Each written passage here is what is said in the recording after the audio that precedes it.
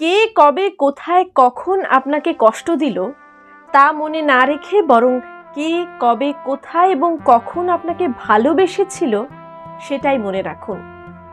আপনাকে হাজার জন ঘৃণা করতে পারে, অনেকেই অপছন্দ করতে পারে, কিন্তু এসব যদি আপনি মনে রাখেন তবে এসব ভেবে কেবল কষ্টই পাবেন।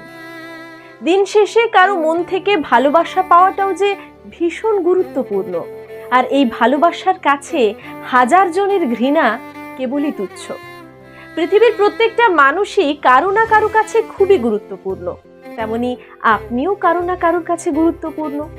হাজার জনের ঘৃণাকে উপেক্ষা করে ঠিক একটা সঠিক মানুষের ভালোবাসাকে যদি মূল্যায়ন করতে পারেন তবে আপনার কষ্ট কিংবা আফসোস বলতে কিচ্ছু থাকবে না।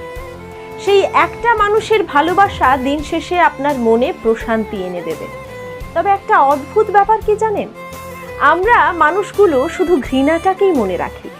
আমাদের নীরবে নিভৃতে ভালোবেসে যায় যারা, সেই খবর আমরা কজন রাখি?